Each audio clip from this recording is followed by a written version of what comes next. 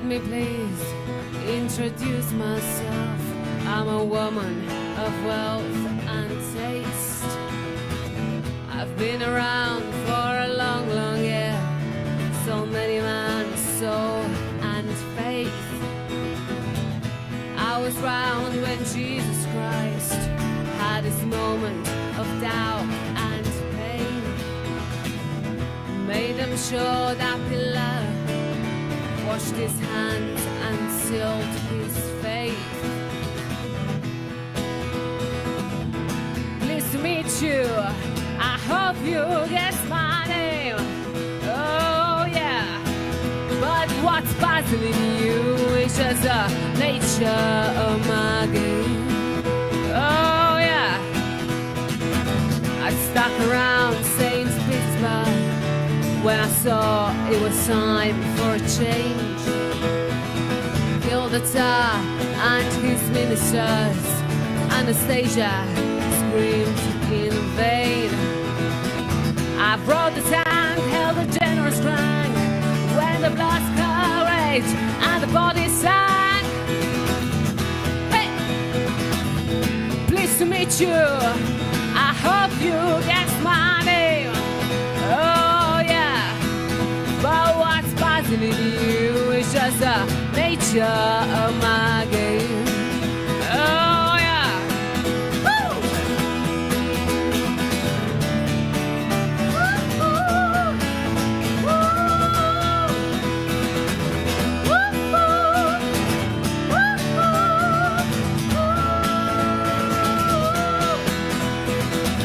I brought a tank, held a generous rank when the blood got rage and the body sank.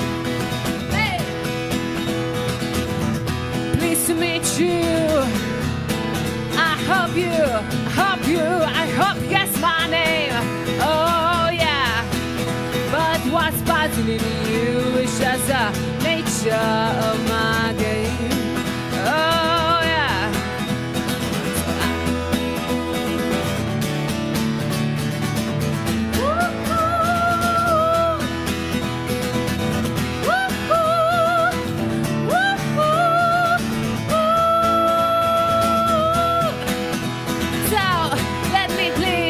Introduce myself, I'm a man of wealth and taste. I've been around for a long, long year. So many man's soul and faith. I was round when Jesus Christ had his moment of doubt and pain. Made him sure that Pilate washed his hands and sealed his faith. Pleased to meet you. I hope you get my name.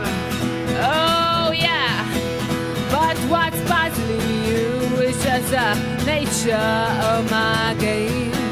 Oh yeah.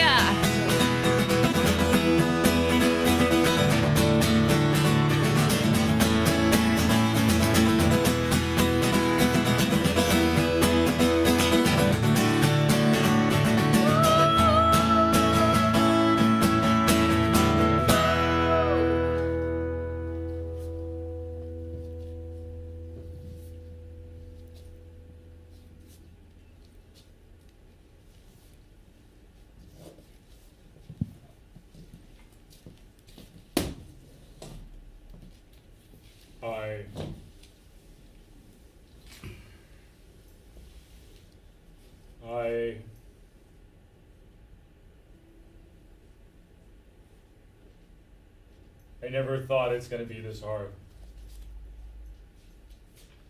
It's one thing to be sitting on your own, talking to yourself, and it's a whole nother thing to tell someone else. But here everyone listens and one judges not that actually good, and it smells like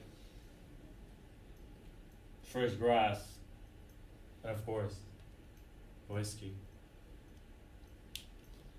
I hope you do understand everything started back when I was a little innocent kid. All these perturbing thoughts penetrated my mind like, no one loves me, no one wants me, no one's there for me, no one No. Children are innocent. It all starts with the adults, and by adults I mean the fucking parents. That's how I felt then, and it's definitely how I feel now. Anyways, you always used to say to me, Daddy, Why should I love you, Dick? I never dared answer you then, so let me answer you now with one of the many things you used to say to me. People finally find their true places in their fucking graves. I had this revelation. Humans only have children so that I can take out all their anger, all their trash, and all their frustrations on them. Isn't that just lovely? So if I'm an alcoholic loser who fucked up his life, not that that's not true, I will get this weird burning desire to knock somebody up. Will Dick's dick be burning to enter a chick, put a baby in her, and then raise him up just so that I can take it all out on him? Well, funny thing, Daddy, is that I find myself in that very specific situation now, yet I have no desire to have children. I don't want to pass on to them the curse and burden of being an alcoholic. You don't have grandkids, and honestly, you'll never fucking have them. Ah!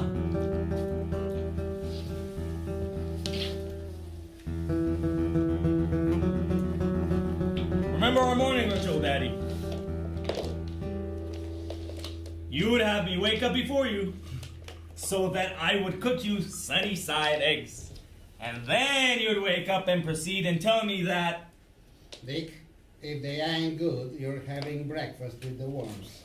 And out of some childhood ambition, out of some childhood madness, I decided to try everything humanly possible to get those damn eggs right.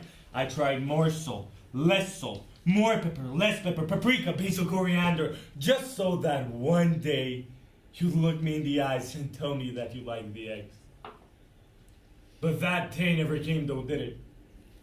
You did keep your promise about the breakfast with the worms though. You'd grab 2 eggs, throw them to the floor, you'd have me clean them up, then you'd watch me cook them, and eventually eat them with your giant red hungover eyes. How I didn't care that I was eating eggs with dust and shells. All that I cared about was pleasing you, you sick fuck. And then one day I decided to stop cooking the eggs. And you'd beat me. You'd beat me every goddamn morning.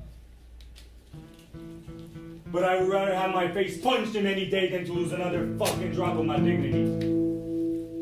So how about you suck on these eggs, you dead dumb shit? Here's a story about a sinner. He used to be a winner who enjoyed the life of prominence and position. With the pressures of his father and his socialite engagements and his wife's fanatical ambitions. Well, it turned him to the booze, and he got mixed up with a floozy, and she led him to a life of indecision. The floozy made him spend his dough. She left him lying on Skid Row, a drunken lag in some Salvation Army mission.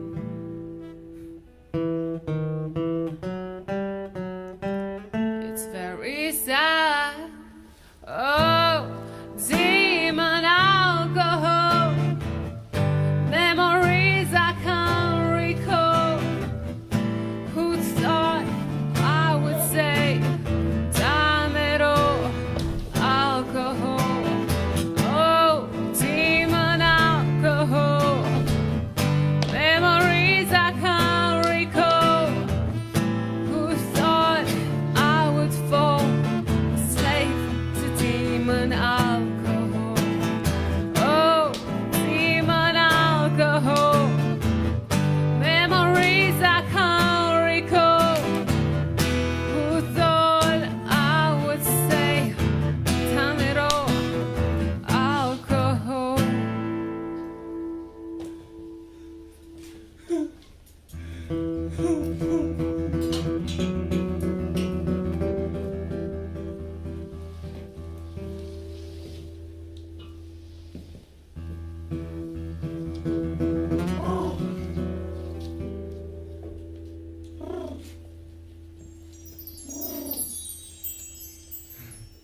look at all these pigeons. Funny thing, Daddy. Remember how you always asked? Dick, why do we have so many bird droppings in our balcony? Well, I have a little secret to confess.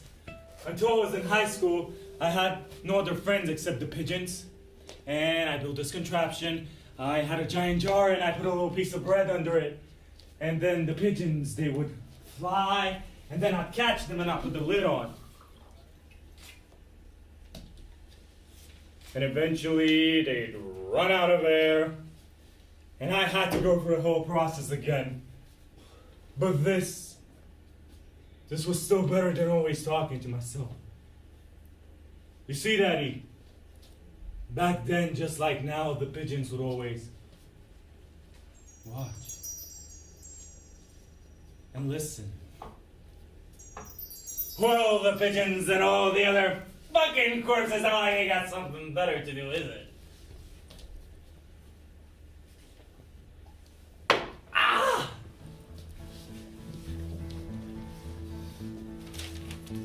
Thank you.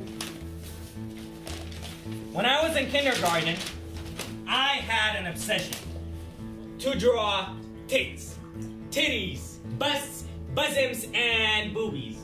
When all the other kids would draw whatever the fuck they would draw, I would paint in and color with my little fingers donuts with nipples. And one day, we get the theme nature in our art class. And me, I drew everything made out of melons. The trees were brown hooters. The deers were red breasts. The grass was green cleavages. And in the middle of it all, a giant yellow monoboobas, of course, the sun. Now, my teacher said I had a problem. You have a problem. And that me and Daddy should go see a shrink. You should go see a shrink. But even though they said I have a problem, they would always come with their knockers out, like, what the fuck? Anyways, I don't remember the shrink's words. They're blurring to me now, but I do vividly remember this one particular phrase. Because he was only bottle fed and he grew up without mother, he craves motherly love. And Papa took me home. He sat me down and he asked me, Sonny, do you miss your mom? and I just burst out crying. And then he slapped me over the face. And he yelled, "Stop acting like a fucking pussy. Grow up and be a man."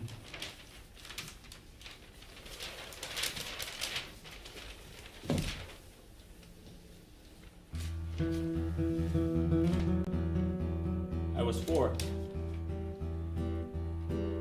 Fucking 4.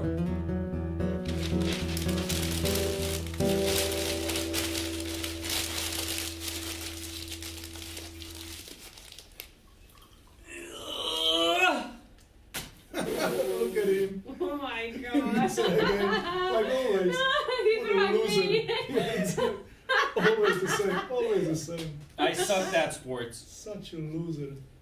And all the other kids would bully me for that. Look at him, so fat. He had no shoes, look at him. One day they knocked me over and they stole my shoes. And I had to walk home in just my socks.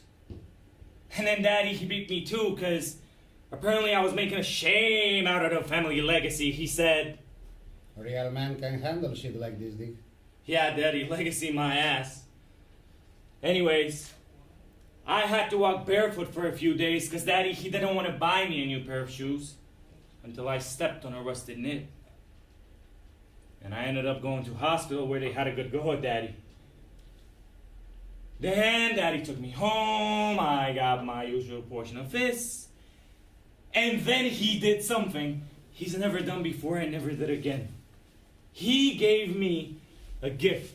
He gave me his oldest pair of shoes. Now, it didn't matter that they were too big, or that they stunk, or that they had holes in them. All that mattered was that Daddy gave me a gift. And I thought things were gonna change now. Me and Daddy will be like peas and carrots. But I couldn't have been more wrong.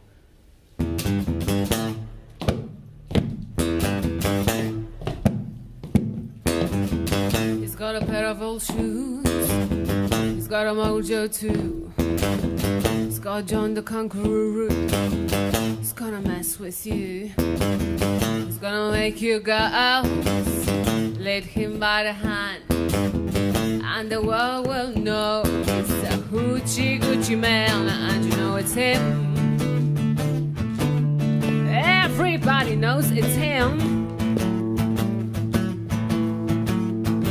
He's a hoochie Gucci man. Everybody knows it's him.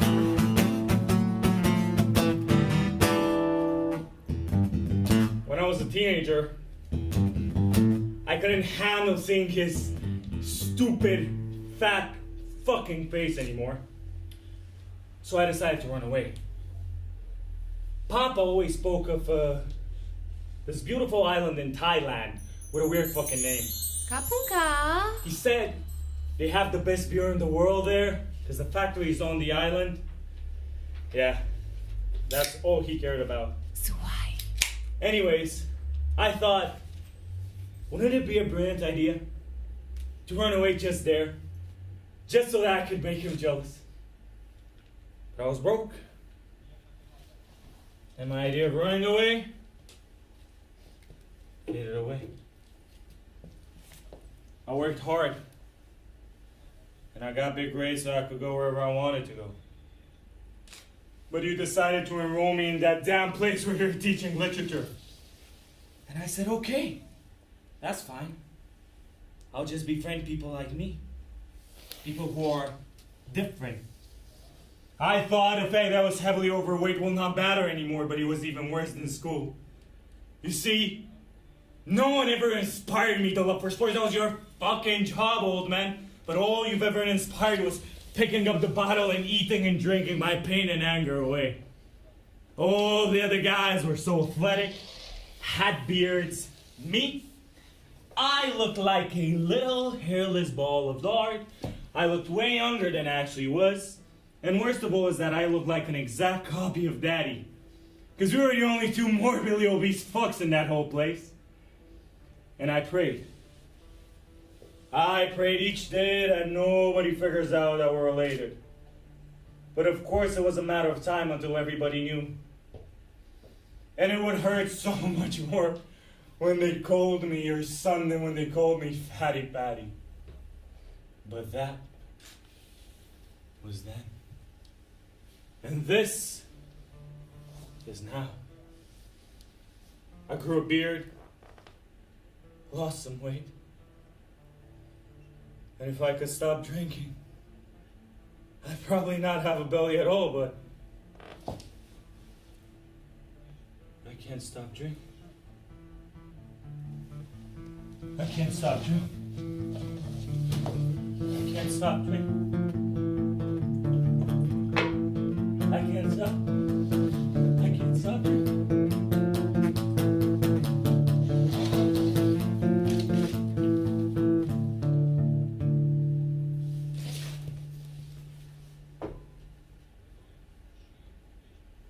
I hated coming home. It would always smell of alcohol, vomit, and vermin, and there were glass shards everywhere, and I had to clean them up. And that's why I locked myself in the school library so that I wouldn't go home. And I would read anything and everything. But even though I was so into reading, when it came to his classes, I pretended like, "Sir, I have no idea what the fuck you're on about." Oh, and that would piss him off. Oh, it would piss him off so much. And he'd get up and he'd yell, and it would always reek of booze, and he'd sweat booze. What the fuck is that? What the fuck is that? And I remember this one night.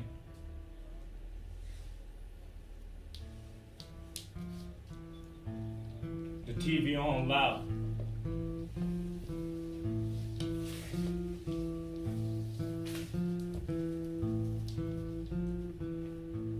You thought I was a asleep. You were lying naked on the living room floor. And you were yelling. You were yelling that you wanted to stop drinking, but you can't. You were yelling that you never had a drink before Mama died.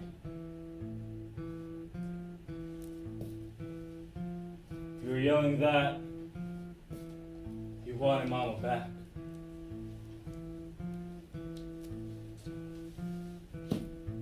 You were yelling that you wanted to die.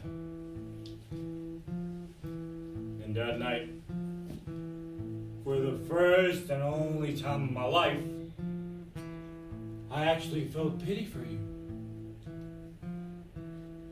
But it all went away as you woke me up with a slap over my face because I couldn't hear my morning alarm. And you'd blame me, and you'd beat me for our lack of funds, but you'd go out and spend it all on fucking booze. I was so poor, I didn't even have enough money to get a fucking haircut. My daddy would cut my hair, and he ain't no hairdresser. You'd blame me and beat me for not having money. You'd blame me and beat me as being the sole reason that you started drinking. You'd blame me for Mama's death. You'd blame me for everything and anything.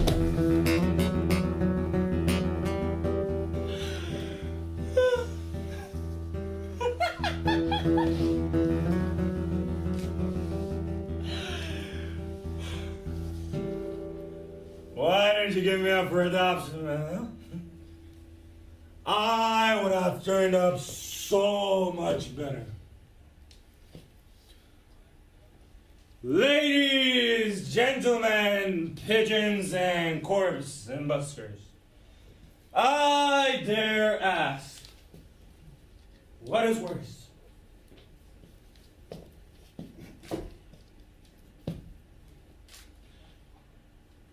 Growing up with a monster as a father,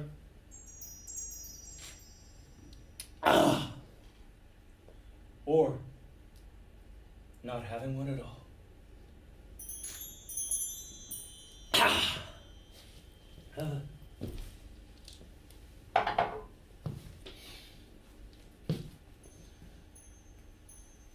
I somehow started to befriend the other kids. They would still beat me and call me names, but I was feeling part of something. Your classes were so bad because you would either be too drunk or too hungover to teach. And I loved when your pupils would mock you because it was your turn to be fucking humiliated, Daddy. Your nickname was the Drunken Pig, or Drunk Pig for short. And the guys, they decided to make me part of the gang if I passed the ritual first. So John came to me and said, You're 50p, you spit in your dead face and you are one of us. remember that day, Daddy? I put my hand up to answer your stupid fucking question on the old man in the sea. And then I walked to the front of the class. You almost seemed proud. Looked you between the eyes, and then I spit. And to my surprise, you had no reaction. You remained calm. You just whispered, Et tu, Brutus? Et tu, Brutus? I went home later expecting to open a can of whoop on my ass, but you didn't. Until later that night.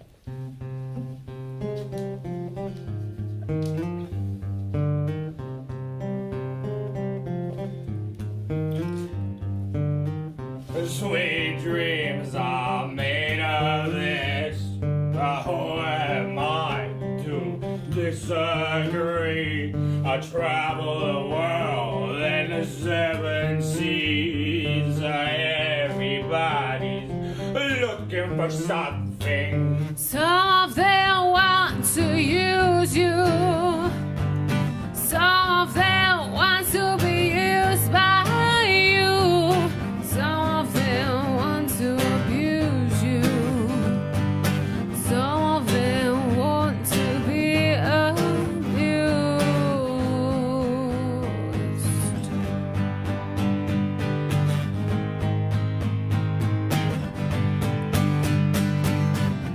You had a knife against my throat. And you whispered, Not so funny now, funny man. I was just hoping you'd do it. Just ended the whole there and then, but you didn't. You just threw up on my face and walked out. And since that night, I've always slept with a cabinet against my bedroom door. And even though you're dead, I still do it now. So, Daddy, here's what I want to apologize for. I'm sorry that my spit wasn't fucking bigger.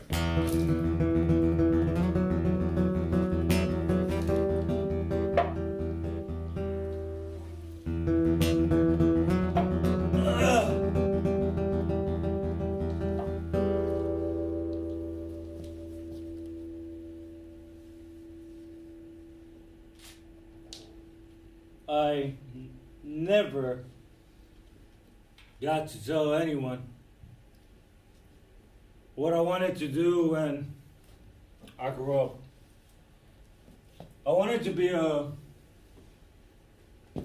voiceover guy, I think it's called. I wanted to read books, and then children all over the world could listen to my voice. When other kids would feel alone and scared and terrified and have shitty fucking parents like my fucking dad, they could listen to a story read by me and find hope. But I never had the cojones to try out.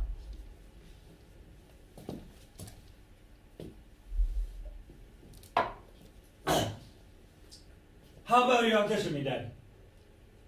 Right here, right now. You see, I have a favorite book, which I've always wanted to read in an extract.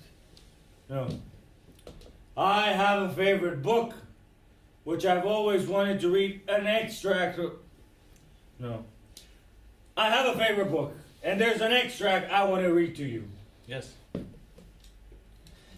is, of course, from the Karamazov Brothers, by none other than Fyodor Dostoevsky.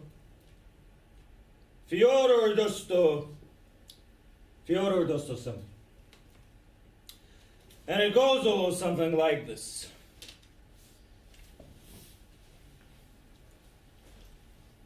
There was a little girl of 5 who was hated by her father and her mother. Most worthy and respectable people of good education and breeding. This poor child of 5 was subjected to every possible torture. They beat her, thrashed her, kicked her for no reason till her body was one bruise. Then they went to greater refinements of cruelty. Shut her mouth all night in the cold and frost of a privy, and because she did not ask to be taken up at night, as though a child of 5, sleeping its angelic sound sleep, could wake up and be trained to ask, they shut her mouth and smeared her face with excrement. And it was her mother. Her mother did this. And her mother could sleep, hearing the poor child's groans.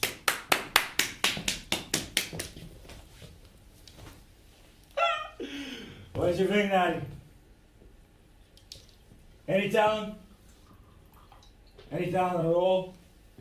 Now, my old-time favorite quote is also from that book.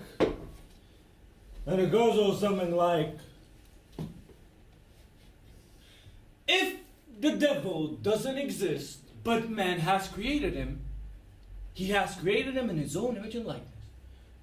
Now, Daddy, I don't believe in God or I believe in the devil, but if Mr. Dostofuck is in fact right, and humans have created a devil in their own image and likeness as God created them, you, Daddy, dear my good sir, are the absolute embodiment of Beelzebub.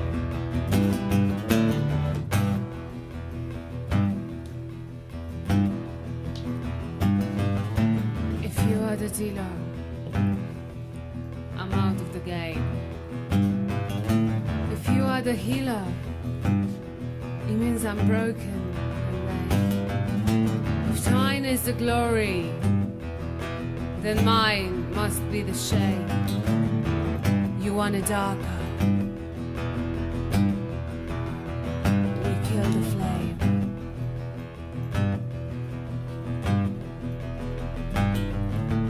Magnified, sanctified, be thy holy name.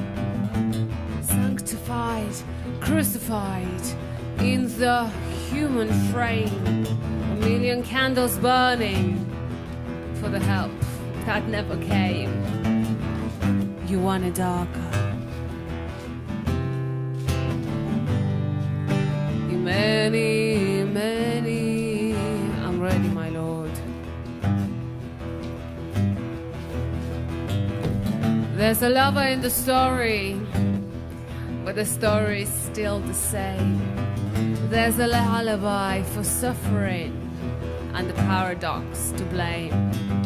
But it's written in the scriptures, and it's not some idle claim. You want it darker. You want it darker.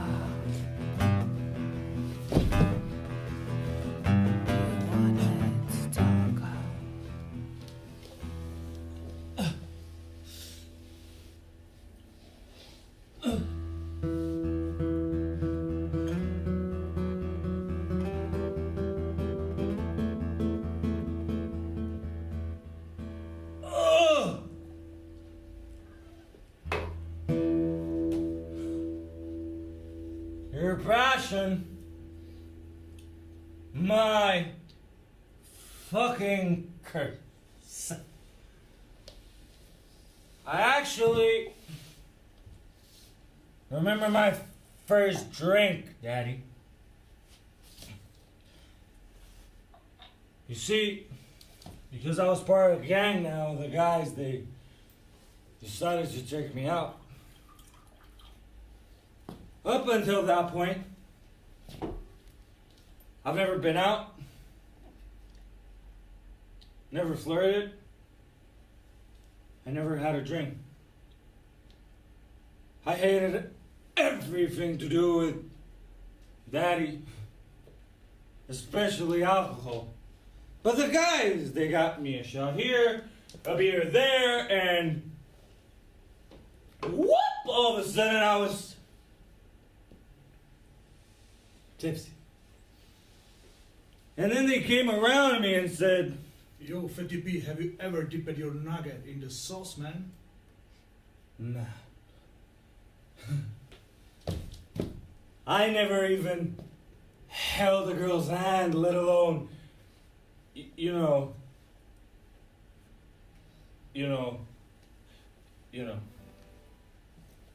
So they hooked me up with a short, fat girl. Her name was Rachel, but everyone called her Betty. was an ugly Betty. And I can honestly say that was the first beautiful night of my life. And I understood why you like drinking so much, Daddies, because it made you forget. And I decided to pick up on this great, beautiful hobby myself. Not as much and as often as you, but whenever I found the lost bottles in the house, I would chug my memories away in it. And things were good with Betty for a while. She was my first. But then she started nagging me.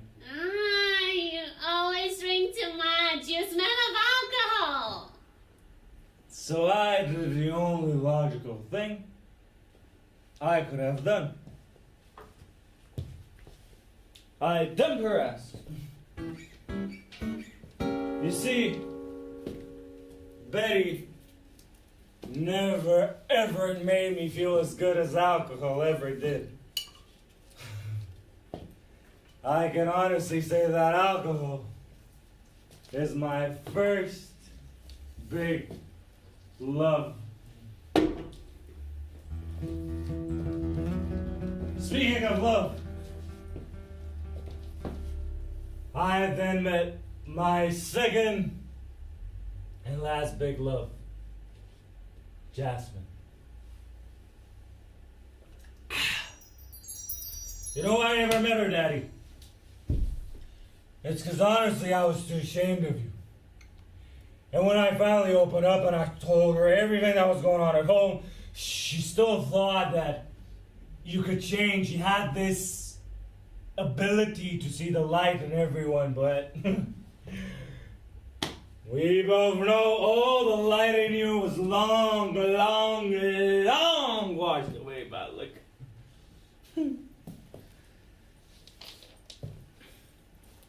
And Jasmine, she taught me many things. She taught me how to dance, taught me how to dress, how to be a better man, how to get through the environment. She even got me sober. This whole time, I had no quarrel with you, good sir. I didn't care what you were doing because I spent most of my nights at Jasmine's house because it was clean, it smelled nice, and God, I even loved her parents. For the first time in my life, it felt like I had a family. And on that Wednesday morning, I got down on one knee. And I asked her, Jasmine, will you marry me?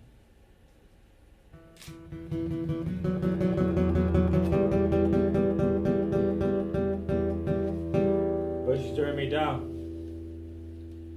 Not because she didn't love me, but because she got a scholarship to finish the rest of her studies in Tokyo.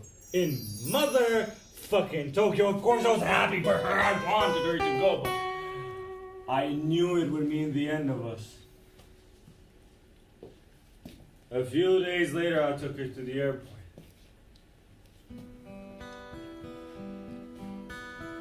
And she made me swear I'd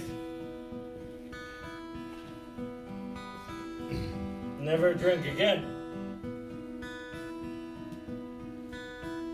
And of course, I swear, I lied. I got fucked up. And I came home to you, Daddy. That was the first time you saw me drunk and you were proud. I could tell. And what did you say, Daddy? I've been down on this road, boy.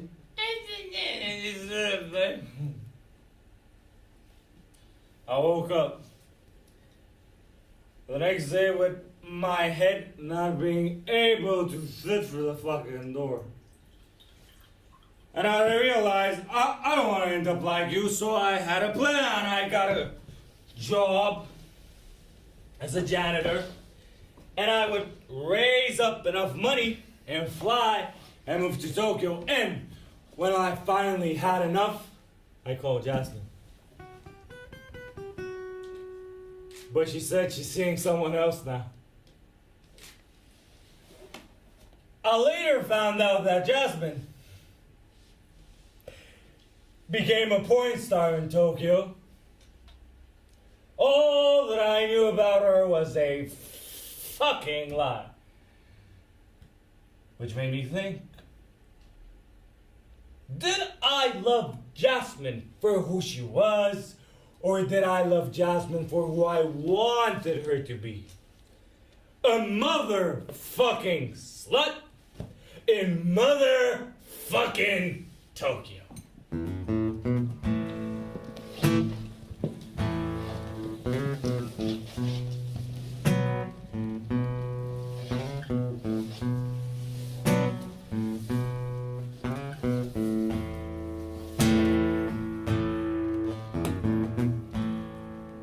Used to spend my nights out in a bathroom.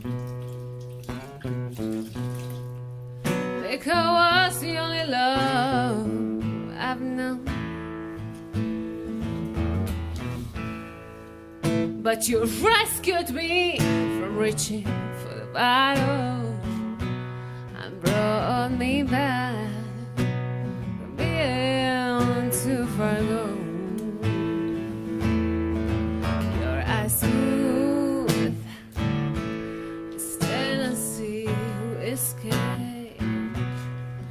Your eyes sweet as strawberry wine.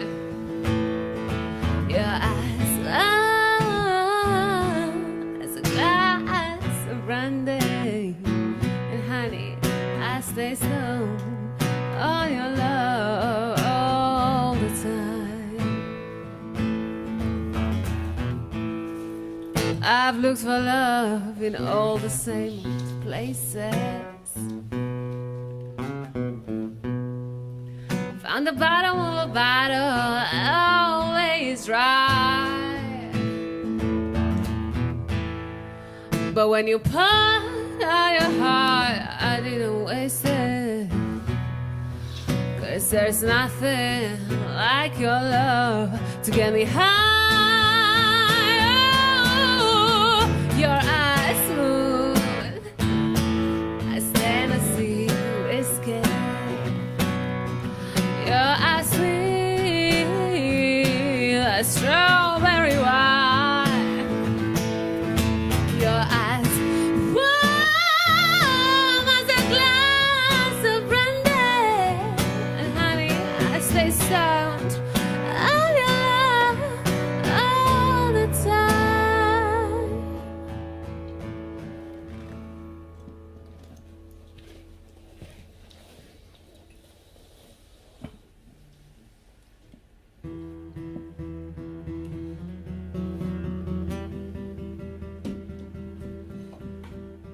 I did not go to uni. That's all I wanted to do is drink. Plus, I had saved up a lot of moolah, a lot of cash. Why not spend it all on booze?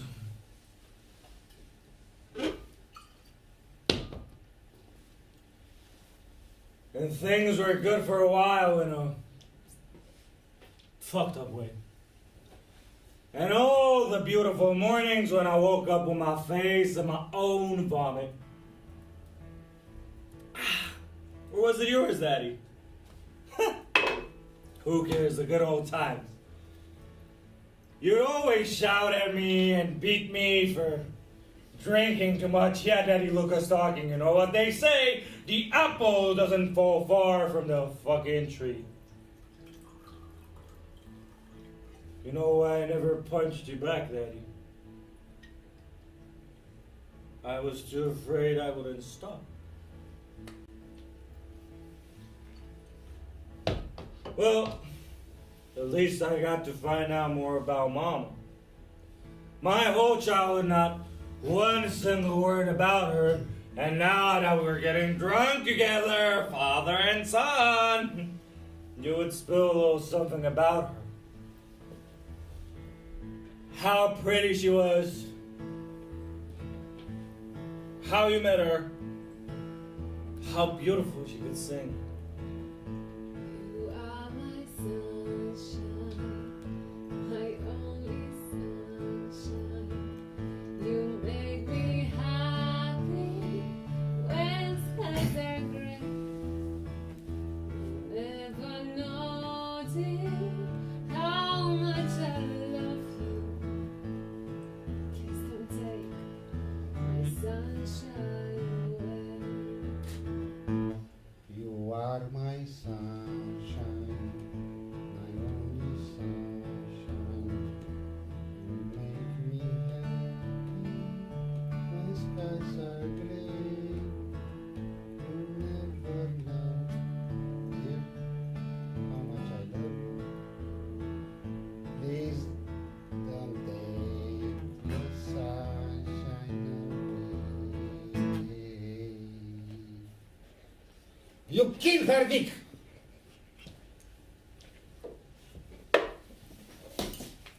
Why didn't you take responsibility for knocking her up, you stupid fucking idiot?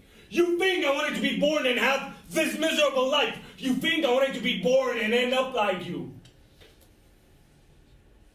We're two of a kind, Daddy. Two of a fucking rotten, bad, miserable fucking kind. A dead alcoholic and an alcoholic too coward to top himself, but brave enough to drink himself to fucking death. Cheers, Daddy. Let's fucking drink to that. Cheers.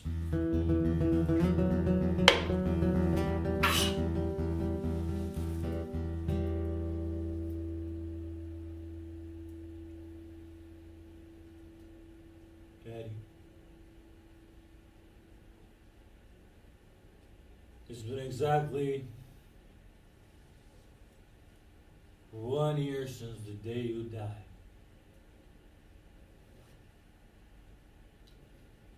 I recall it as if it were yesterday. The police woke me up. Police! They informed me they found you on the stairs. Broken neck. So about that road you were walking down on, Daddy, you're not walking anymore now, are you? No, you just fucking lie here and you rot. And I know you didn't mean Mama because Mama went to heaven and you slipped all the way down to fucking hell, old man. Daddy? Papa? Padre?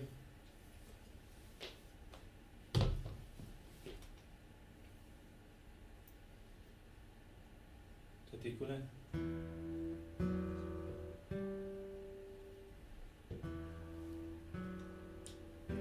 I'll only ever say this once. I killed you, Dad.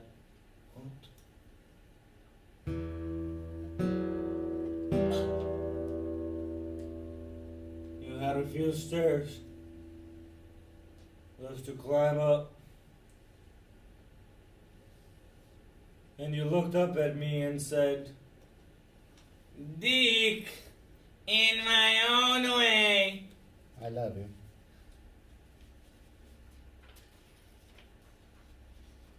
I waited patiently. And when you were about to climb that final step, I pushed you. Just enough. I don't. For the first time in your miserable life, and my miserable life, you seem happy and calm. Anyways, To this day, I have no idea how I got away with it. A miracle, perhaps, or fucking karma. All that I know is that at last I was free. Or so I thought, because you see, then guilt took over me and I started doing nothing else but drink. But no matter how much I drink, I can't forget. I can't stop drinking, I can't forget. I can't stop drinking, I can't forget. I can't stop drinking, I can't forget. I can't stop drinking, I can't forget. I can't stop. I can't stop, I can't stop, I can't stop drinking and I can't forget. I am stuck in an abyssal loophole where the quintessence of my existence is simply drinking to die.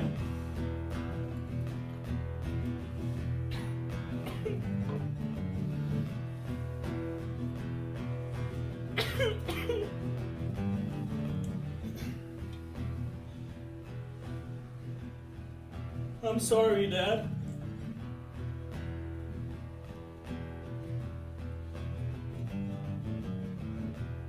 Forgive me, Father, for I will sin.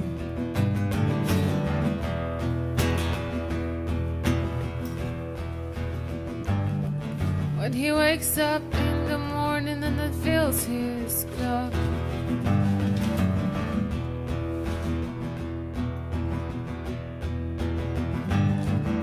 say his head is off to fantasies and love.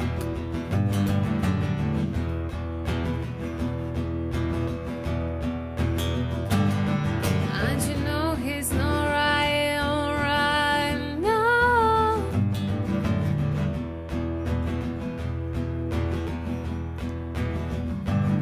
But in a few more bottles, you think he will.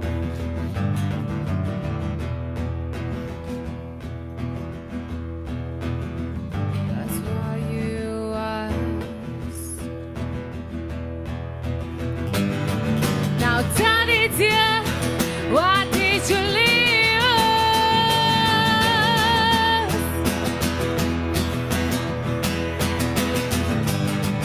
Now, Daddy dear, please don't leave us.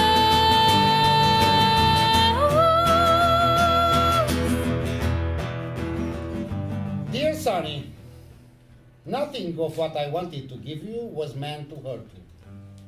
If you have suffered, please forgive me. I've only wanted to teach you the things I know by heart. I never meant to humiliate you. Don't get stuck in that paradigm. You can do many things. I never doubted that. Being smart aren't easy. It's a blessing and a curse. It takes a lot of power to handle it. I wanted to help you discover the power.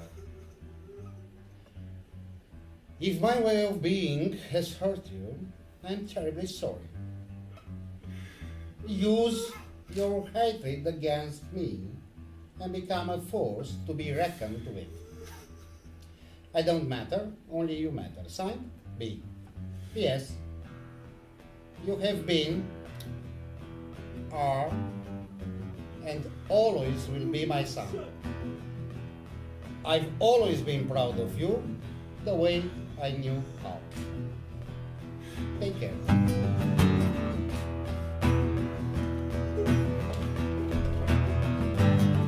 When he wakes up in the night, he's got to scream.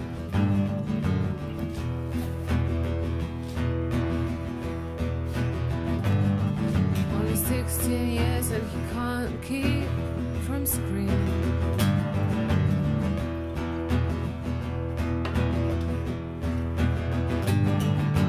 Close your eyes, you know